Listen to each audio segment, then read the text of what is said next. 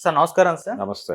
Sir social మీడియాలో రేవంత్ రెడ్డి గారికి megastar Chiranjeevi గారు వార్నింగ్ ఇచ్చారు అని చెప్పేసి ఒక న్యూస్ అయితే చక్కర్లు కొడుతుంది సార్. మరి నిజంగా మెగాస్టార్ చిరంజీవి గారు రేవంత్ రెడ్డి గారికి జరుగుతున్న పరిణామాల దృష్ట్యా ఈయనకు వార్నింగ్ ఇచ్చారా? అసలు ఈ వైరల్ అవుతున్న వార్తలపైన మీ ఒపీనియన్ ఏంటి సార్? మీరేం చెప్తారు? అంటే చాలామంది హ్మ్. చిరంజీవి గారు ఏదో మాట్లాడేశారు, ఆయన గురించి రేవంత్ రెడ్డికి వార్నింగ్ ఇచ్చారని ఒక వీడియో చక్కర్లు కొడుతోంది. ఓకే. ఆ వీడియో ఆధారంగా చాలామంది వ్యాఖ్యానాలు కూడా చేసేస్తున్నారు. హ్మ్. ఆ వీడియోలో స్పష్టంగా ఆయన చెప్పిన మాట ఏంటంటే, చిరంజీవి గారు మాట్లాడుతూ ఓ బహిరంగ సభలో మాట్లాడుతూ ఉంటాడు ఆయన. పక్కన రవితేజ కూడా ఉంటాడు. అది చూసైనా ఎవరు గుర్తించట్లేదు. అది హ్మ్. వాల్తేరు వీరయ్య 200వ రోజు సందర్భంగా ఆయన మాట్లాడిన మాటలు. అప్పుడు అంబటి రాంబాబు ఆంధ్రప్రదేశ్ నీటిపారుదల శాఖ మంత్రిగా ఉన్నాడు. హ్మ్. ఆయన సినిమాల గురించి మాట్లాడేవాడు తరచూ. అది 'భీమ్లా నాయక్' గురించి మాట్లాడాడు. ఇలా ఆయనకి ఏది తోస్తే అది మాట్లాడేవాడు. అలా సినిమాల మీద ఎక్కువ కేంద్రీకరణ ఉండేది. హ్మ్. ఇలా మాట్లాడుతున్నటువంటి సందర్భంని ప్రస్తావిస్తూ చిరంజీవి గారు ఆ వాల్తేరు వీరయ్య 200వ రోజు ఫంక్షన్‌లో అప్పుడు జగన్మోహన్ రెడ్డి గారి రాజ్యం నడుస్తోందక్కడ.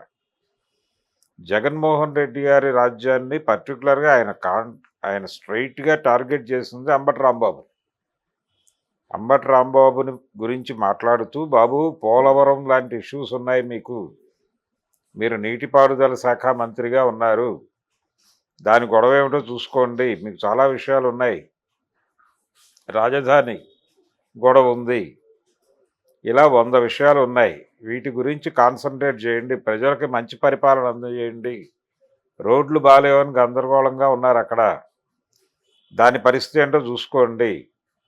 పరిపాలనాపరమైన వ్యవహారాలు వదిలిపెట్టి సినిమా వాళ్ళ మీదకి ఎందుకొస్తున్నారు? సినిమా వాళ్ళని టార్గెట్ చేయడం ఎందుకు? ఏదో పిచ్చుకల మీద బ్రహ్మాస్త్రాలు ఎందుకు వేస్తున్నారు? మేము పిచ్చుకలం. మా మీద బ్రహ్మాస్త్రాలు ఎందుకు వేస్తున్నారు మీరు అనవసరంగా?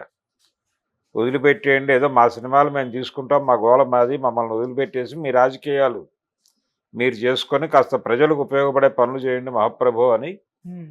మాట్లాడాడాయన. ఓకే. అది కూడా చాలా వినయంగానే మాట్లాడాడు. ఆయనేమి క్రూయల్ అటాక్ ఏం చేయలా. ఉన్న విషయాలే మాట్లాడాడు. అంటే పొలిటికల్ ఇన్వాల్వ్‌మెంట్ అయిపోతోంది. సినిమాల్లో కూడా జొరబడిపోతున్నాయి రాజకీయాలు అన్న టోన్‌లో ఆయన మాట్లాడాడు. నిజానికి అప్పటికి ముందే ఆయన టిక్కెట్ల రేట్ల పెంపు గురించి ఒకసారి హీరోలందరినీ తీసుకుని వెళ్ళి ఆయన కలిశాడు. ముఖ్యమంత్రి గారిని, జగన్మోహన్ రెడ్డి గారిని, అప్పటి ముఖ్యమంత్రి. హ్మ్. కలిసినప్పుడు ఆయన చాలా, "మీరు తల్లి లాంటి వారు రాష్ట్రానికి, ఇప్పుడు మీరు కాస్త పిల్లల్ని బాగా చూసుకోవాలి." ఇలా చాలా హంబుల్‌గా, వినయంగా, వినమ్రంగా మాట్లాడుతూ ఆయన నమస్కారం పెట్టిన పద్ధతి మీద, ఆయన మాట్లాడిన మాటల మీద బయట విపరీతంగా ట్రోల్ జరిగిందప్పుడు. హ్మ్. ఇంత వినమ్రతతో వ్యవహరించాల్సిన అవసరం ఉందా? ఈయన స్ట్రెచర్ ఏంటి? ఆయన స్ట్రెచర్ ఏంటి? అని చెప్పి చాలా చర్చ జరిగింది. పవన్ కళ్యాణ్ కూడా బాధపడ్డాడు. మరీ అంత వినయం ప్రదర్శించకుండా ఉంటే బాగుండేది అని. ఇది రాంగ్ సిగ్నల్ వెళ్తుంది ప్రపంచానికి అని. అయితే అదే చిరంజీవి కొంచెం క్రిటికల్‌గా మాట్లాడాడు. "బాబు సినిమాల మీద ఎందుకు? పిచ్చుక మీద బ్రహ్మాస్త్రం ఎందుకు?" అన్నందుకు గాను ఆయన్ని ట్రోల్ చేశారు మళ్ళీ. చిరంజీవి వ్యతిరేకమైనటువంటి స్టాండ్ తీసుకున్నాడు అన్న టోన్‌లో ఓకే. ఆయన మీద అటాక్ చేస్తూ విపరీతంగా ట్రోల్ జరిగింది ఆ టైంలో. అయిపోయింది. ఆ గొడవలన్నీ అయిపోయినాయి. ఆయన ప్రస్తుతం ఆయన మానాన ఆయన ఉన్నాడు. అయితే ఆ బైట్ తీసుకొచ్చి సంధ్యా ఇన్సిడెంట్‌కి లింక్ చేసి రేవంత్ రెడ్డి మీద ఆయన మాట్లాడినట్టుగా లింక్ చేసి వేసేశారు. ఆల్రెడీ సర్క్యులేషన్‌లో ఉందది. హ్మ్. దీన్ని ఆధారం చేసుకుని వ్యాఖ్యానాలు చెప్తున్నారు. చిరంజీవి గారు ఇలా అన్నారు, అలా అన్నారు అని కొంతమంది మాట్లాడేస్తున్నారు. దీంతో ఈయన నిజంగానే ఇప్పుడు మాట్లాడాడేమో అని భ్రమకు గురవుతున్నారు జనాలు. ఓకే. అది హ్మ్. కాదు. ఇది పురాతన కాలంలో ఆయన ఆంధ్రప్రదేశ్ ముఖ్యమంత్రిని ఉద్దేశించి, అప్పటి ఆంధ్రప్రదేశ్ ముఖ్యమంత్రిని ఉద్దేశించి మాట్లాడినటువంటి మాట మాత్రమే. హ్మ్. దానికి ఆయన రేవంత్ రెడ్డికి వార్నింగ్ ఇవ్వలేదు. రెండోది, ఆయన ఈ విషయంలో పర్టికులర్‌గా సంధ్యా థియేటర్‌కి సంబంధించిన విషయంలో ఆయన నోరు తెరిచి మాట్లాడాలని అనుకోవడం లేదు. అవును. ఎందుకంటే చాలా జటిలమైనటువంటి సమస్య అది. అందుకనే నేను అక్కడికి వెళ్ళలా. ఎందుకంటే ఆయన అల్లు అర్జున్ అరెస్ట్‌ని ఖండిస్తే రేవతి గారి ఆ మరణాన్ని, ఆ జరిగినటువంటి వ్యవహారాన్ని సమర్థించినట్టు అవుతుంది. హ్మ్. లేదు రేవతి గారి ఆ చనిపోయినటువంటి పద్ధతి మీద గనక మాట్లాడితే అల్లు అర్జున్ అరెస్ట్ మీద సింపతి లేనట్టుగా ఒక అభిప్రాయం ఏర్పడుతుంది. ఆయన ఆ కుటుంబానికి చెందిన మనిషి కాబట్టి ఎటు మాట్లాడినా ఇబ్బంది అనే ఉద్దేశంతో ఆయన సైలెంట్గా ఉన్నాడు. ఆయన మాత్రమే కాదు, టోటల్ తెలుగు సినిమా పరిశ్రమకే ఈ పరిస్థితి ఉంది. ఓకే.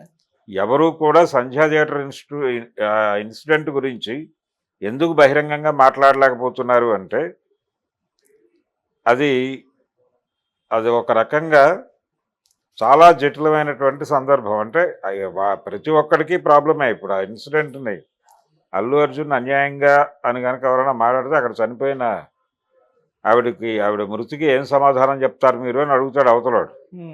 అప్పుడు ఏం చెప్పాలనేది కన్ఫ్యూజనే, దానికి డొంకలు ఎత్తుక్కోవాలి. అలా కాదు, ఆ జరిగిన సంఘటన పట్ల సింపథెటిక్గా ఉన్నామని కొంతమంది మాట్లాడారు.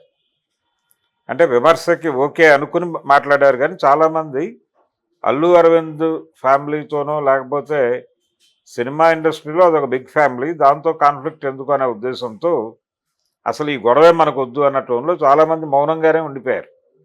అలాగే చిరంజీవి గారు కూడా మౌనంగా ఉన్నాడు. అనవసరంగా ఆయన ఎప్పుడో మాట్లాడిన మాటలు లాక్కొచ్చి ఇప్పుడేదో ఆయన రేవంత్ రెడ్డి గురించి మాట్లాడినట్టుగా చెప్పి, ఆయన ఢిల్లీ వెళ్తాడు, రేవంత్ రెడ్డికి బుద్ధి చెప్పిస్తాడు, ఆయన సోనియా గాంధీతో రేవంత్ రెడ్డికి ఫోన్ చేయిస్తాడు, లేకపోతే నరేంద్ర మోడీ గారితో ఆయనకున్నటువంటి రిలేషన్స్తో కేంద్ర ప్రభుత్వం నుంచి రాష్ట్ర ప్రభుత్వానికి ఒక వార్నింగ్, ఈ లెవెల్ స్పెక్యులేషన్స్ నడిచినాయి, కథనాలు నడిచినాయి, వ్యాఖ్యానాలు నడిచినాయి.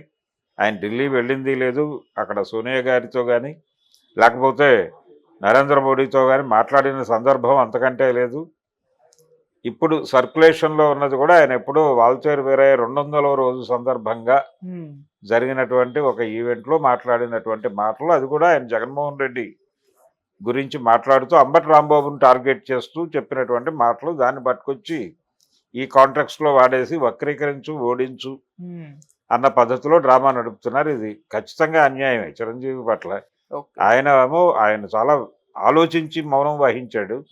మౌనం లేదు, పాడు లేదు అని చెప్పి వీళ్ళేమో గొడవ చేస్తున్నారు. ఆయనకు తెలుసు ఇదంతా ఇలాంటి డ్రామాలు నడుస్తాయి, ఇలా టార్గెట్ చేస్తారని తెలుసు.